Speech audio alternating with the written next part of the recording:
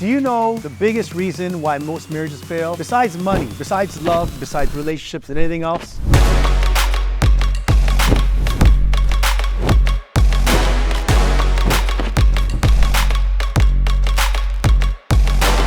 My name is Coach Dimitri, this is Francesca, and we are here from the Pure Motivation Podcast Show to talk to you about balancing fitness, food, and family.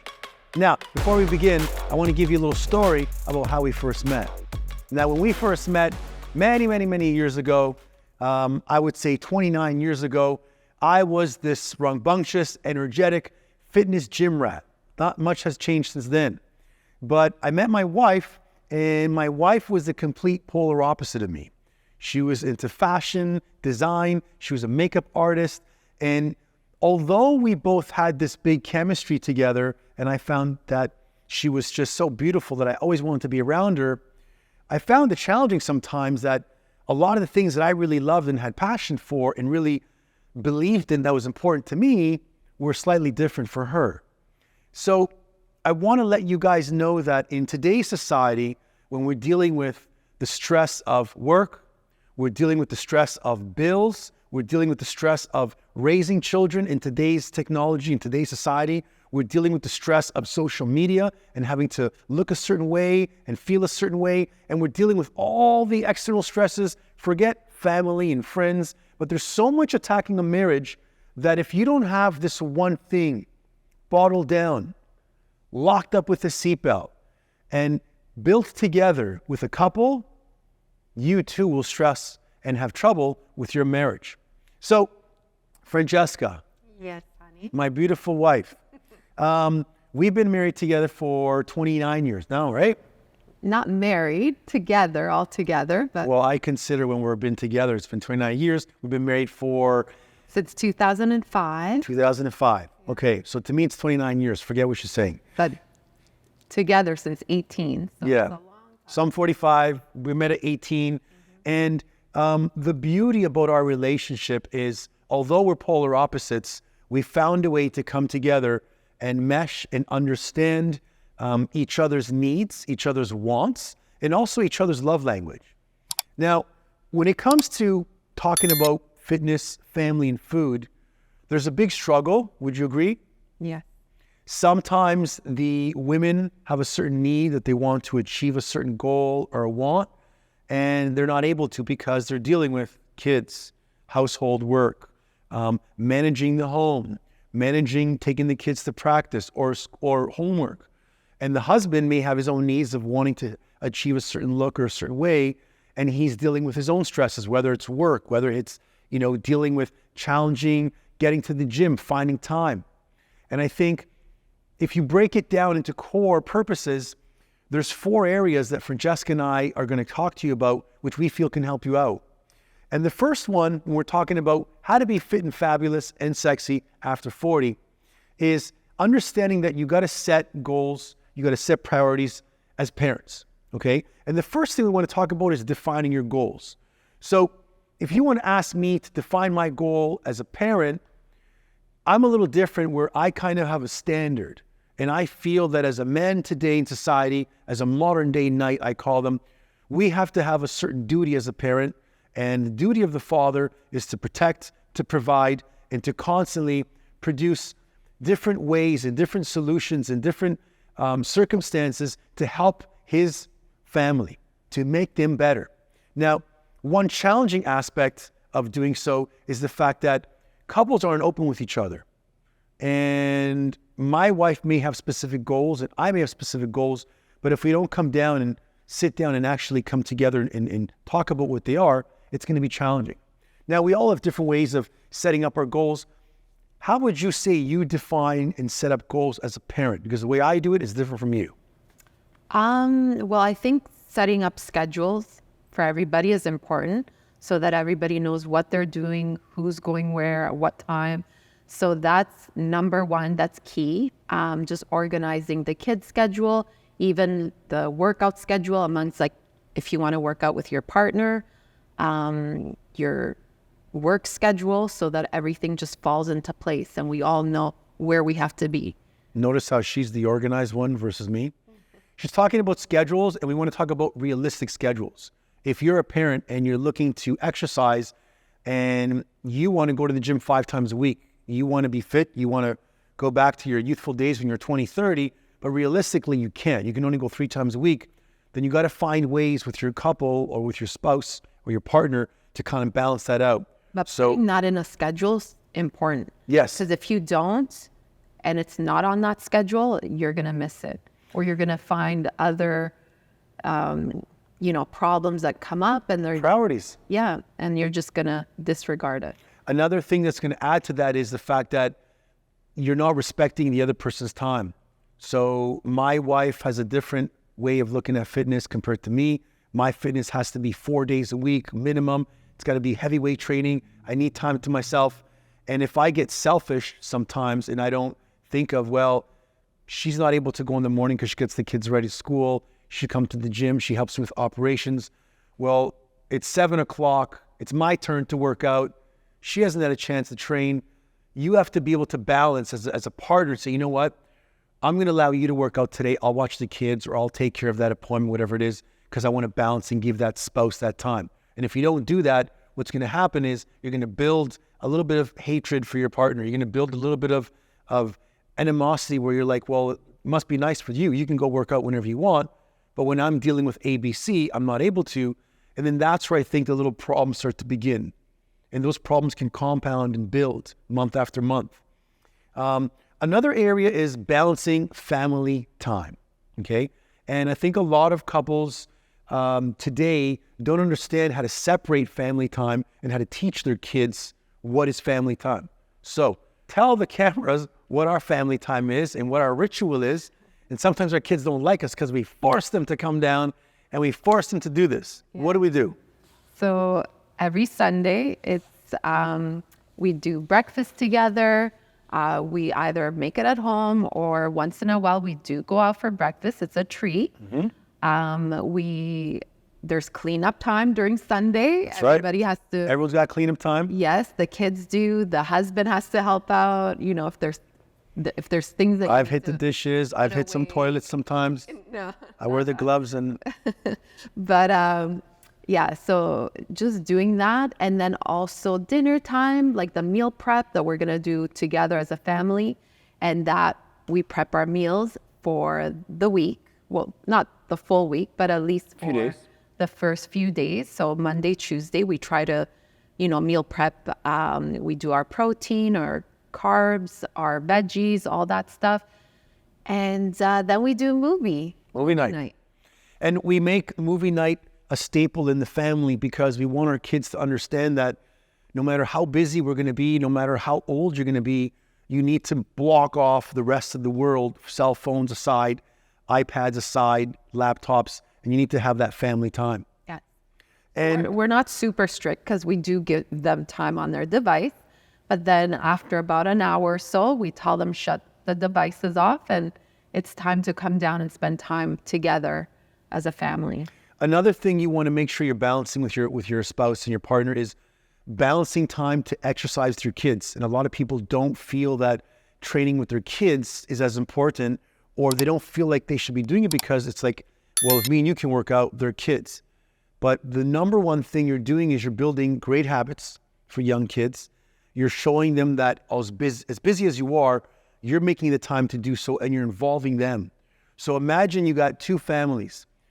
They're both doing well. They both have financial resources. They're both healthy. But with one family, you got the kids that have been exercising with the parents, going for jogs, going skiing, doing push-ups in the basement, exercising, having fun. Then you have the other kids where it's the adults go to do their workout and the kids are left alone. Over time, the kids in the first scenario are going to be closer with their parents. They're going to respect the fact that it's a point of discipline. And as much as a hard ass that I am, I tell my kids that we need to be able to, as a family, work out together and have a strong family unit. Yeah. And a lot of families today don't have that.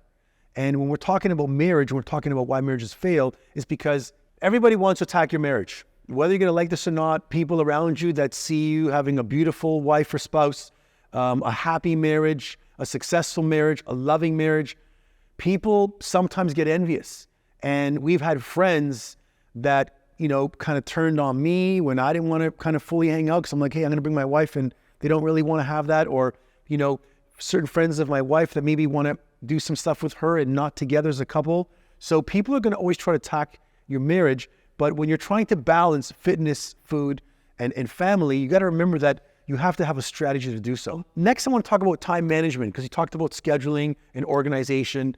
When it comes to time management, organization, my wife is the pro to this one.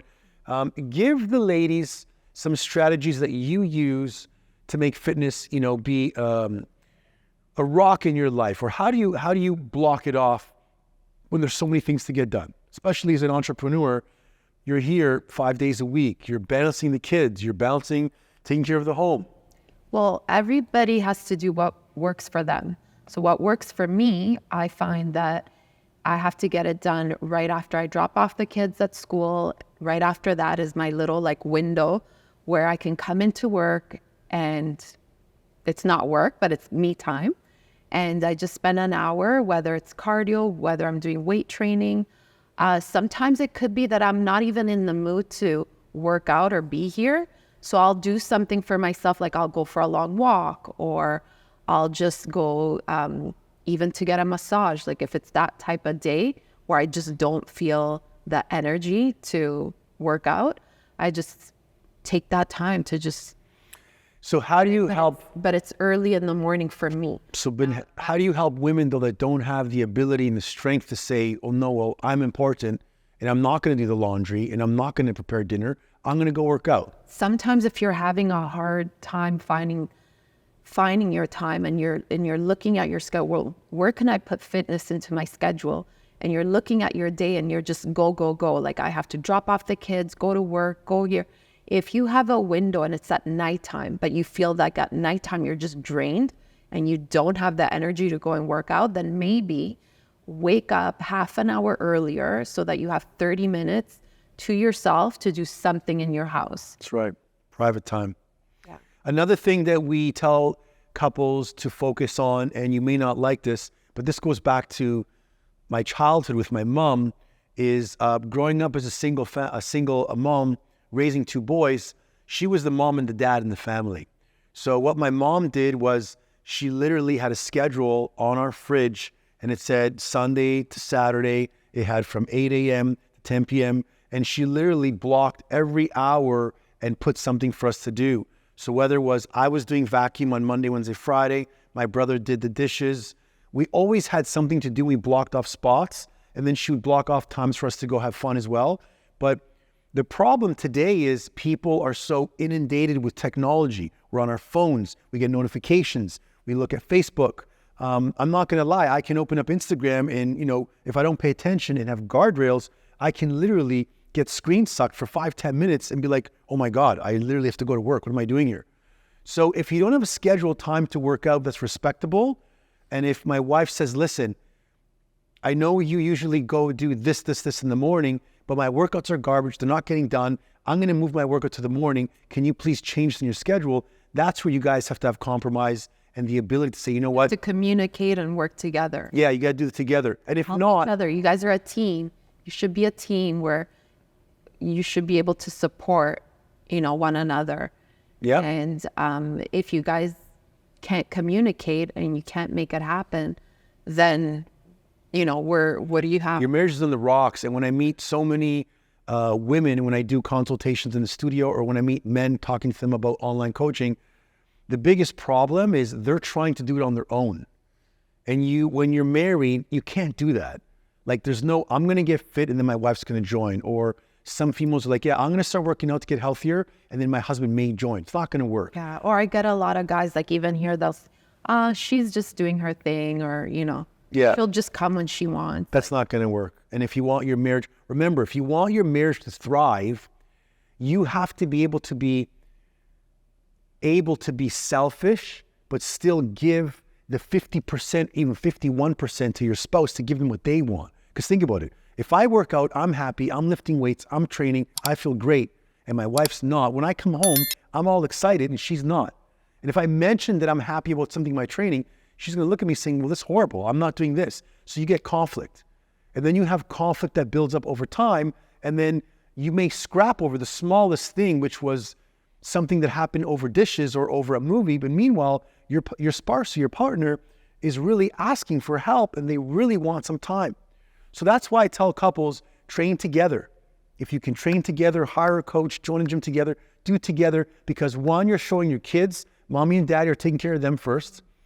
Two, you're showing yourself that if you're not able to put that oxygen mask on your face first and be selfish for you, how can you be a good wife for me and take care of my kids? It's impossible, okay? Lastly, we want to talk about overcoming challenges when it comes to staying motivated, okay? Now, our fitness studio is called Pure Motivation Fitness. And some people are like, well, what do you mean? Motivation gets you started, but then discipline keeps you going. Well, motivation is a deep desire to achieve something, to reach something, to attain something. But motivation will slowly burn out and fall flat on its face if there's no discipline or no structure to keep it going.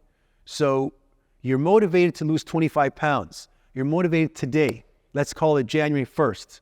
But on January 30th, when you've been dealing with bills, one of your kids is sick, the other one is not doing well in school, your business is not doing well, you're having arguments at nighttime, how well can your motivation take you to get you the result you want? It's not. So when it comes to overcoming challenges, staying motivated, a tactic that I do is I tell people what I want to do.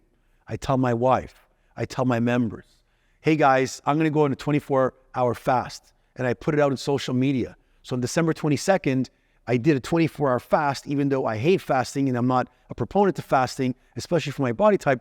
But I tell people, I tell someone so that I can feel accountable to getting that done. What about you? What do you do for staying motivated? Well, for me, I just know that as I'm aging, things obviously change with our female bodies. So I want to be able to feel stronger.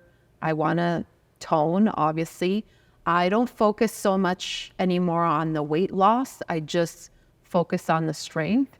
And because I know how important it is as you get older, you don't want to be, you want to be able to, if you're going shopping on your own, you want to be able to lift those bags on your own, ladies, like not having to struggle with back pains, elbow pains and all that stuff. So guys, just to recap here, and just to remind you one thing, we all want to be fit and fabulous parents. We all want to be role models for our kids, and my wife and I are trying our best to do that for our children. But you got to remember that sometimes there is no balance, and a lot of people try to organize their lifestyles and their family and their parenting and make it so perfect and make sure that everything is in line. And guess what? Life happens to you. If you have kids, you know things are going to be coming up and down. You know that things are going to be coming sporadic, and you can't really organize time. What you can do is set guardrails. And what you can do with your wife is set routines for your kids, for yourselves. So that way you don't fall out of line. And in case you do, you can always look and revert to something